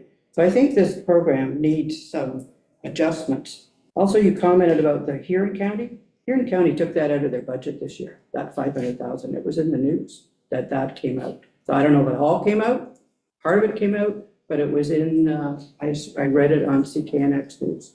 So maybe we need to get clarification on that one, where it's at. But also, I'm with Bob. We should not be advertising for landscaping companies that aren't in Perth County. We have many in Perth County.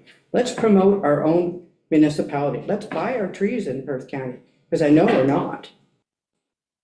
Last year, my family planted trees. I planted them all on my own. I had to go twice to London to get them. I couldn't even get them all on the same day. I had to go 2 different times. So that's very inconvenient for our landowners too. So why can't we get them, source them right here in Perth County, get someone to plant them for us?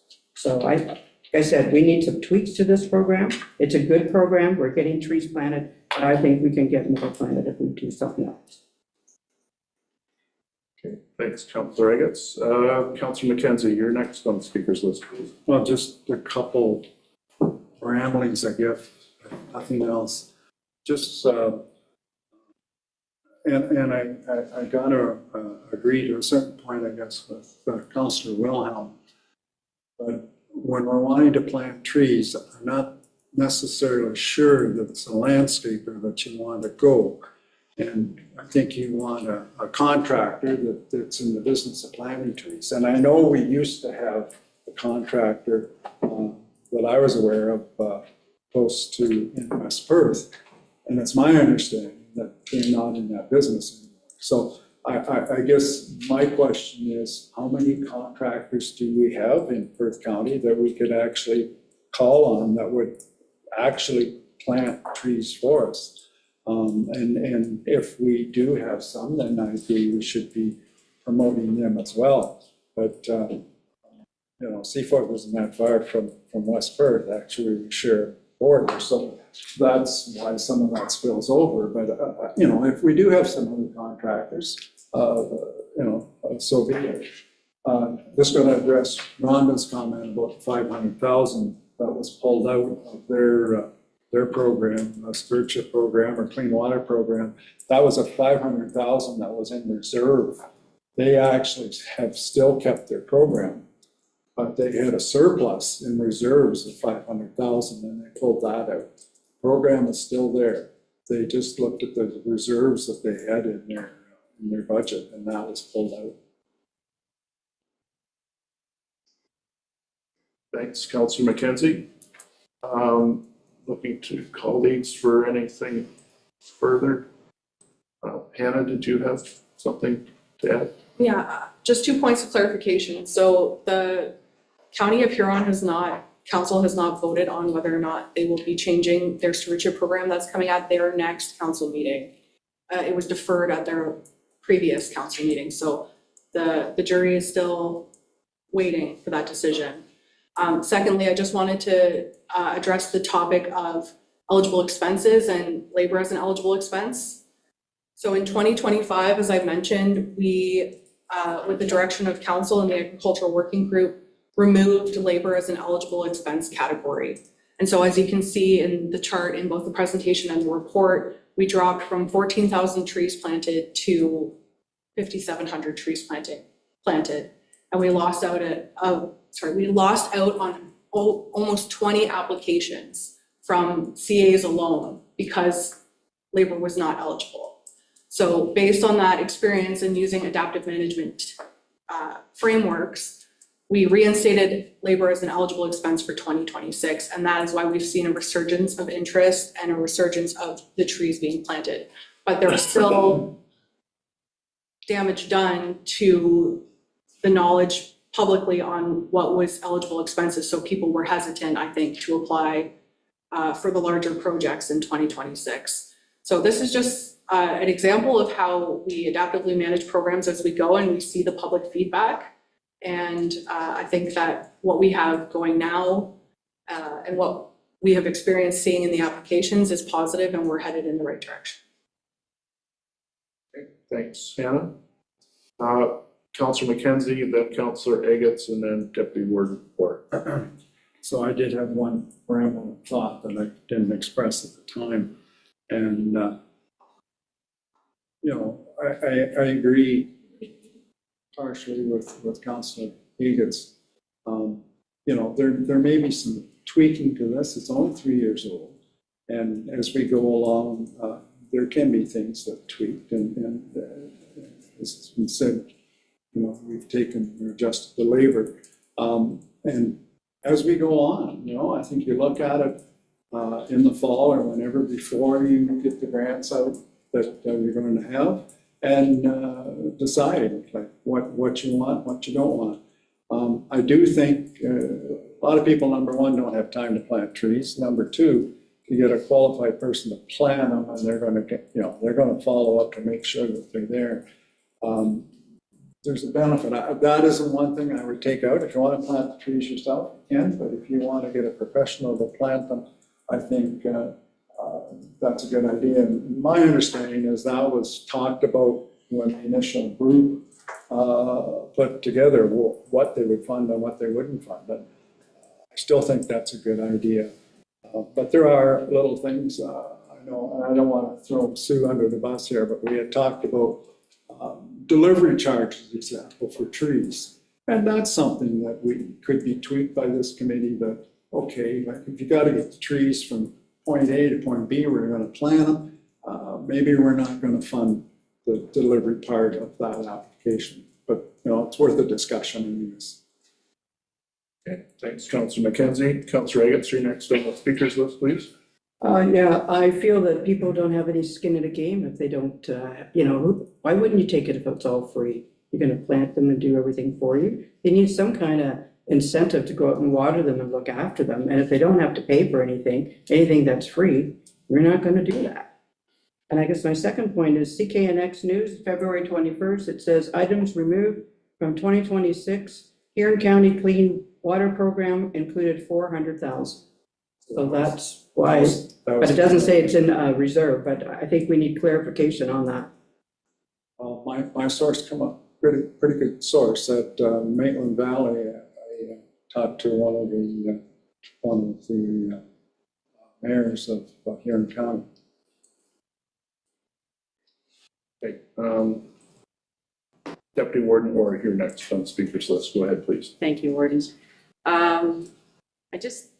I feel that the CAs do an excellent job of stewardship, and they're really serious about getting trees in the ground. It's more effective to go directly through them.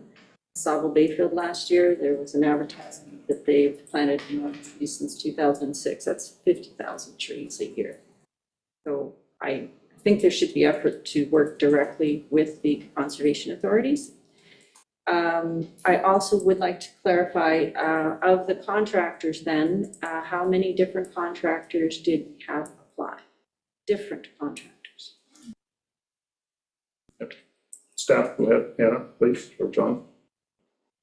In the past 3 years, we have not received any other applications that they have used a different contractor. Of all the contractors, including the CAs that have submitted applications, were consulted and asked if we could add them to our list for the program guide.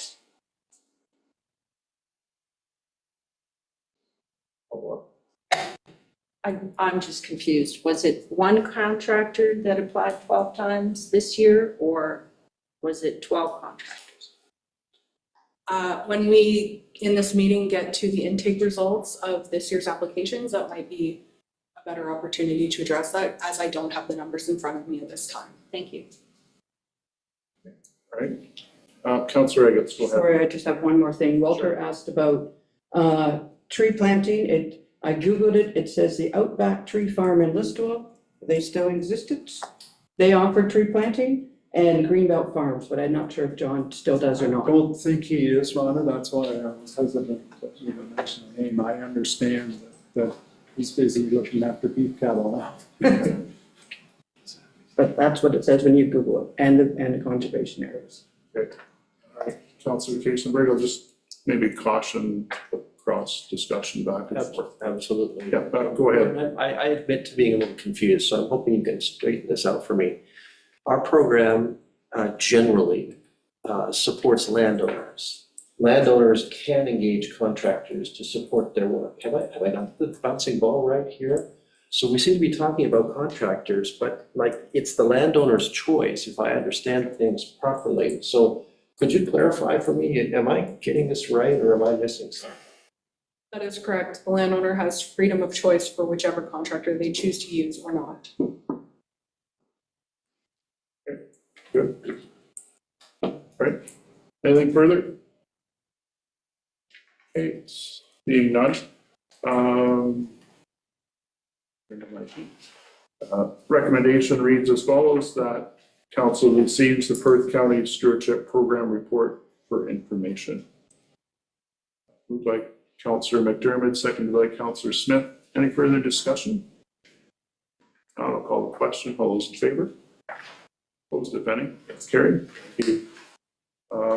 And John, we've already discussed that 8.4.2 on the agenda has been moved into position of 14.2. So we will move down to 8.4.3, the initiatives 2026 update, doors open and roadside planning, and John McClellan, Executive Director of Public Works, will present this presentation, as well as CAO Lori Wolf. So we'll start with you. John, go ahead. Thank you, Warden. Good morning, Council. Just a short report to make Council aware of two initiatives in the Public Works Department occurring in the month of April. The first event involves the Perth County Courthouse and Archives facilities as part of Doors Open Stratford, happening on the week of April 18th. I believe it's been about 10 years since this event was hosted in the area, and it's part of a provincial program, Doors Open Ontario. This event celebrates and showcases sites that are historical, heritage, or culturally significant, and allows the public access to explore and learn more about the buildings. There are 15 sites participating this year, and again, it takes place on the weekend of April 18th. Now, that same weekend, Roads Division is collaborating with the Upper Thames Conservation Authority and a local Rotary Club to plant approximately 190 trees along Perth Road 112 between Stratford and Harmony. Now, this project was initially presented as a candidate for the stewardship program. However, since the trees are being planted in the municipal right-of-way, staff decided this should be a public works project and work collaboratively with the Rotary Club and Upper Thames to best facilitate the work and associated risk factors. Both events leverage cooperation and collaboration with Perth County staff and volunteers. Costs associated with the Doors Open event relate to staff time, and costs associated with the tree planting include staff time, cost sharing of the trees, planting plan, utility locates, and road safety. I'd be happy to answer any questions. Okay, thanks, John. Colleagues, questions for John? Start with Councillor McDermott. Go ahead, please. Yeah, John, will there be a fair bit of publicity about this so that we get some kind of goodwill out of it by showing that we're planting trees and things like that? Through the warden, we'll be happy to post that on social media, and as well, when we actually do the work we're gonna have our radar sign, we have these large construction type signs that we're gonna have out in the area, just notifying the public of the work going on. So through that, hopefully that we can post that to our website as well. And hopefully that will be some good communication. Councillor Smith, go ahead, please. Thanks, Warden. John, great endeavor here of the roadside planning event.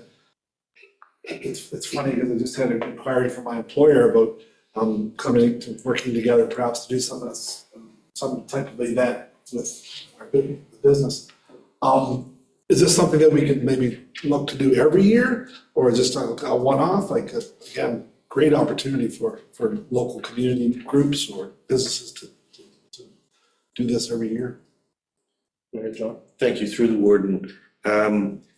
Yeah, I think this is a great start. We do already have a program in place that leverages cooperation and work from service clubs, private landowners, and private businesses.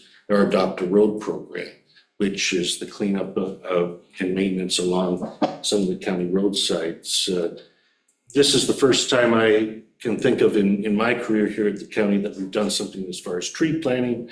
This is hopefully something we can work with other service clubs and or businesses in this line to benefit the county roadside. So yeah, more than welcome if we'll entertain. Councillor Wilhelm, go ahead, please. Just for clarification, so John, with this Rotary project, the county is putting $5,000 towards it, is that correct? Through the warden, the costs for the trees are estimated at about $10,000 being shared by the Rotary Club and the county. Deputy Warden Orr, go ahead. Yes, very pleased that we're doing Doors Open. It's a fantastic event. I'd personally love to volunteer at it at the county. I did submit my thing through Stratford, but hopefully I can get down to the county. As for the roadside, I'm loving that you guys are working with the Rotary Club. I think that's fantastic, and I would like to build that relationship. I'm just not convinced that the money needs to come out of our public works. I would again like it to see it come out of our stewardship program funds, especially if we're going to be doing this year after year. I do believe there might be a report coming back as to how many trees we've planted in the past and our tree policy going forward, but I personally would like to see the funds come from the stewardship program. John or Lori, who wants to reply to that? John.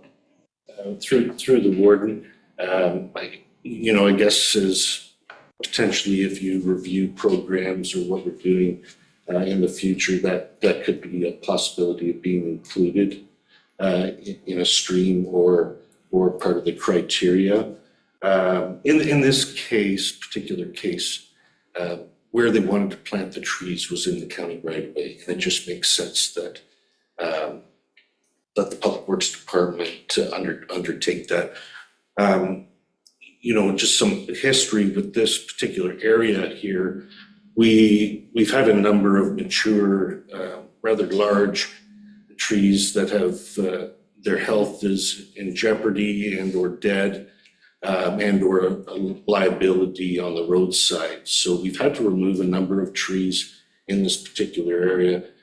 We had been looking at opportunities anyways to do some tree planting in this particular location, and this opportunity presented itself. So it makes sense that it's within this particular one is within Public Works. Councillor Smith and then Councillor Higgins. Go ahead. Thanks, through you, Warren. Just clarification on the 10,000. Is that an amount, whether maybe it started at 5, has that been in Public Works, come from Public Works every year for the last 5, 10, 20 years? Is that something that's always been ongoing, or just curious as to that to Councillor Orr's question about moving those funds? Through the warden, we're going to fund this particular through our, we have a tree maintenance item within our operating budget, and that's where this will be funded from. Thank you. Okay. Councillor Agates, you're next, please. Yeah, thank you. I guess some of my question has been answered, but I do agree with Deputy Warden Orr. I think this should be in the tree stewardship. Jerry did ask my question about where the money's coming from. Would have been nice to know this during the budget. But if you do have some money in tree reserve, that's better than coming out of roads, because we're told we don't have enough money to do our winter maintenance and all that. So I think this is something that, yeah, council should weigh in on a bit more and where it should actually come from in the future.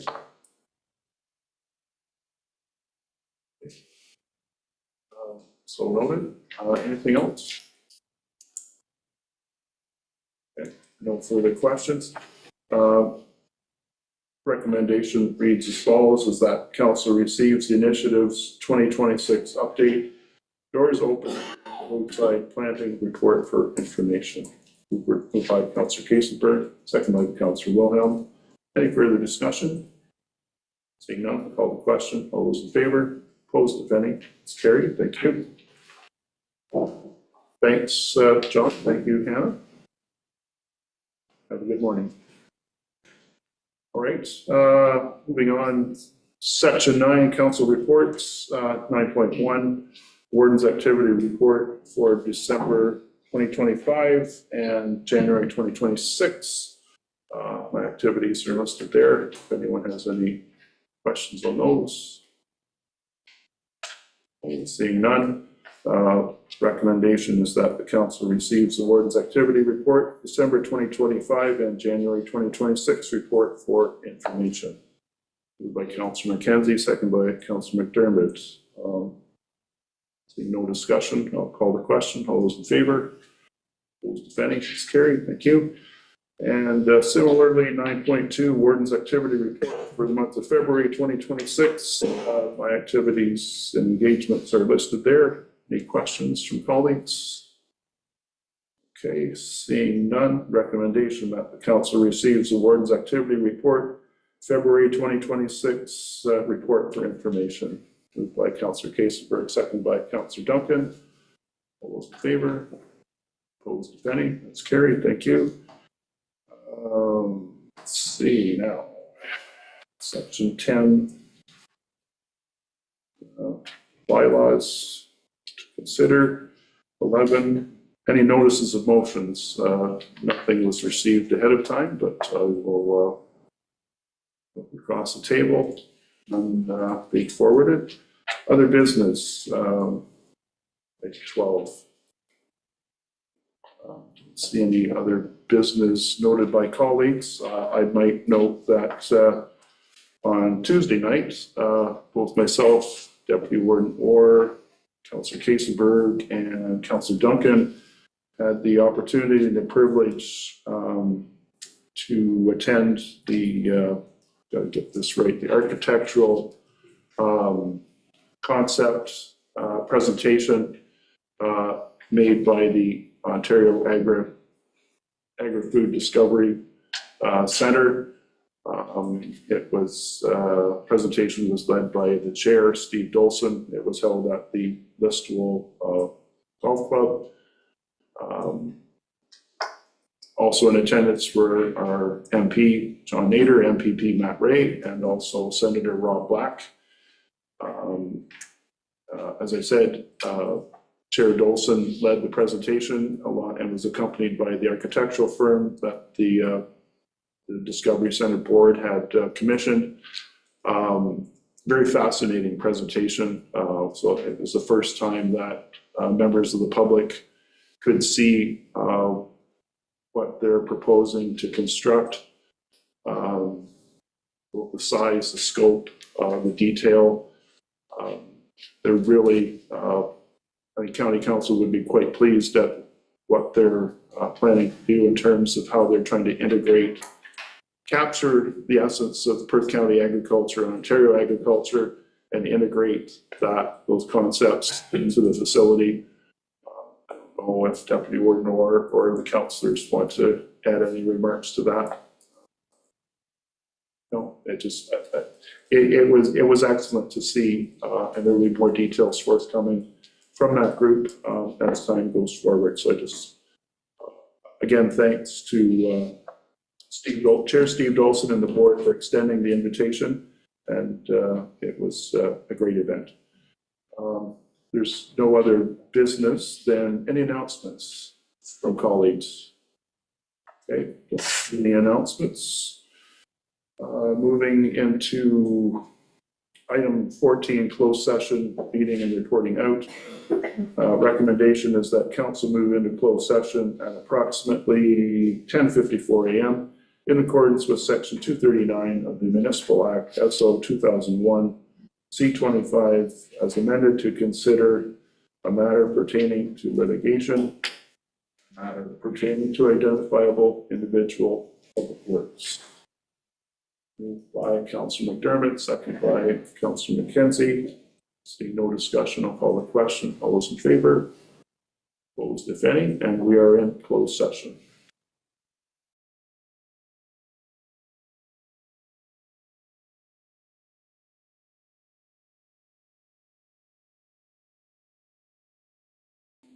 At 12:20 p.m. We just finished closed session where we dealt with the matter pertaining to litigation and a matter pertaining to identifiable individual.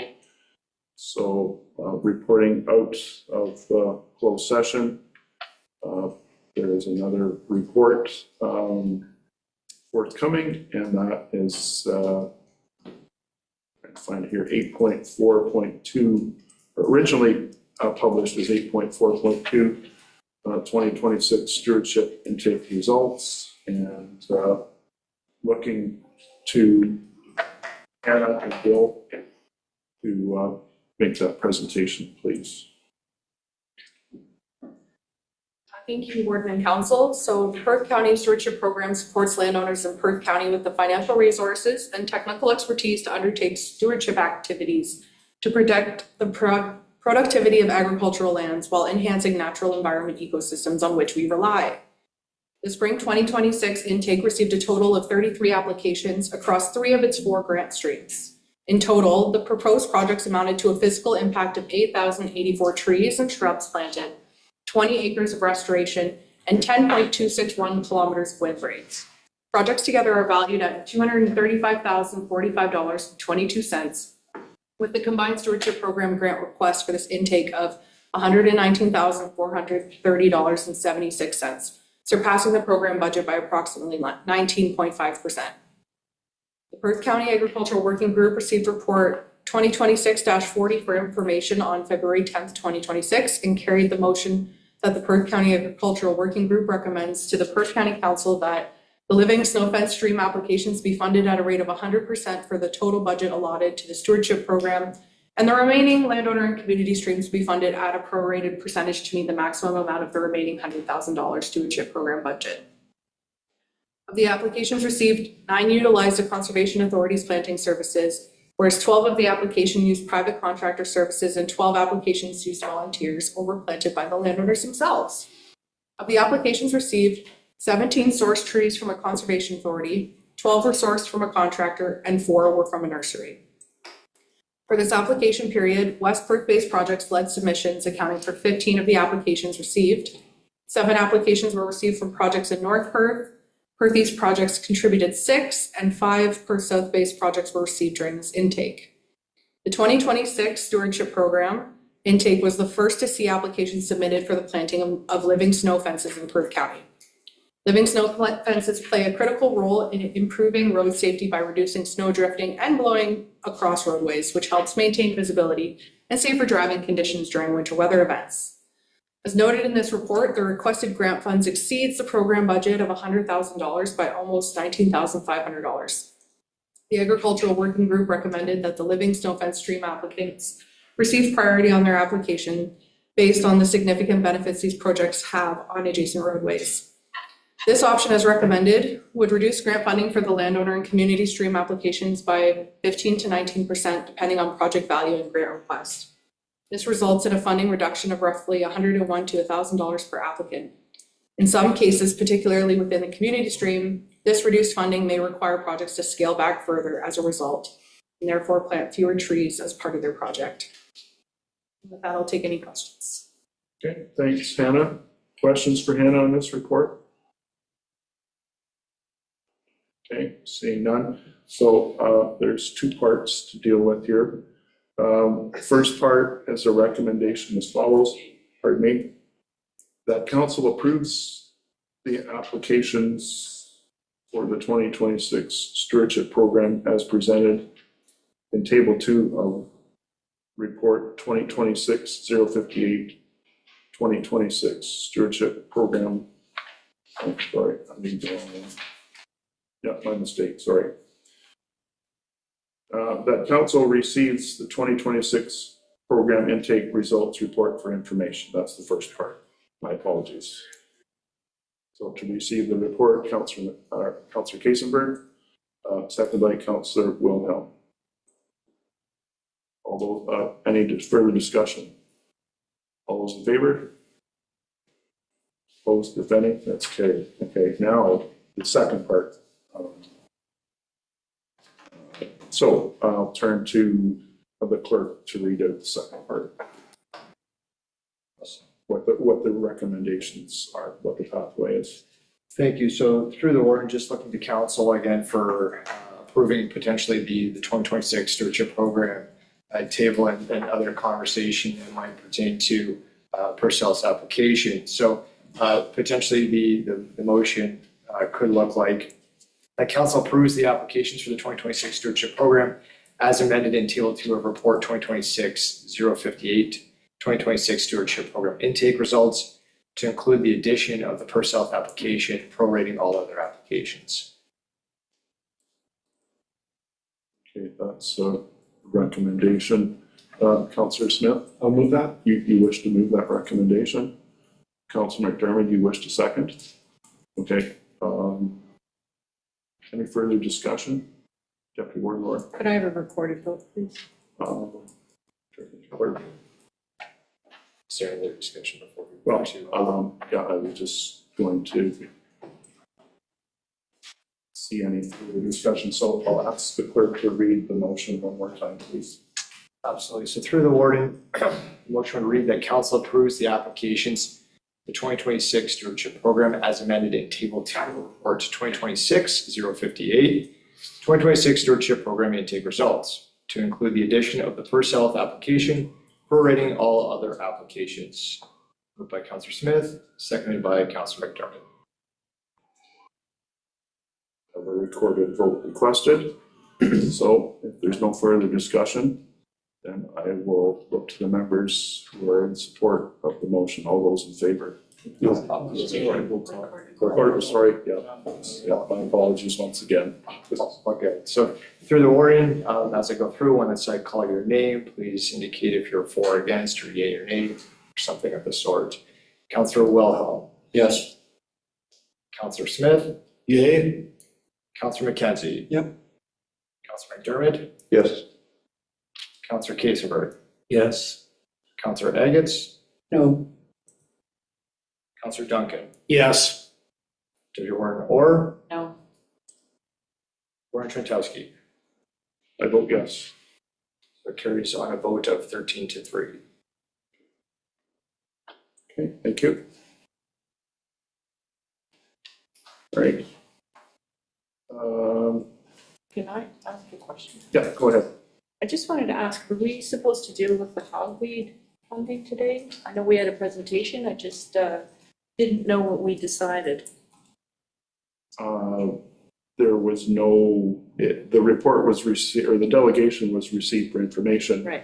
But there was no, on our agenda, there was no action So we're not dealing specified. with that today or in Well, future I'll meetings? turn to the clerk and, or the CAO to So through the warden, we can bring back a request for funds. We have $25,000 in the budget.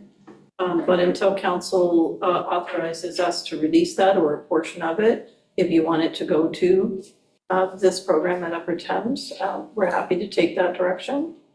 And if you need a report back on that, we're happy to bring one as well. I just didn't know if we had to deal with it today. No, not today. It was information only and no specific actions attached to that at this meeting, so. All right, item 15, confirmatory bylaw. Recommendation reads as follows. That bylaw 4058-2026, being a bylaw to confirm the proceedings of council of the corporation of the county of Perth at its regular meeting held March 5th, 2026, is read a first, second, and third time and finally passed March 5th, 2026. Moved by Councillor Duncan, seconded by Councillor Wilhelm. Any discussion? Seeing none, call the question. All those in favor? Benny, it's carried. And item 16, adjournment. We've covered all of our prescribed agenda items for today's meeting. And the recommendation reads as follows, that the council meeting be adjourned at approximately 12:30 p.m. Moved by Councillor McDermott, seconded by Councillor Wilhelm. Any further discussion? Now I'll call the question. All those in favor? Opposed, if any? That's carried. We are adjourned. Thank you, everyone, for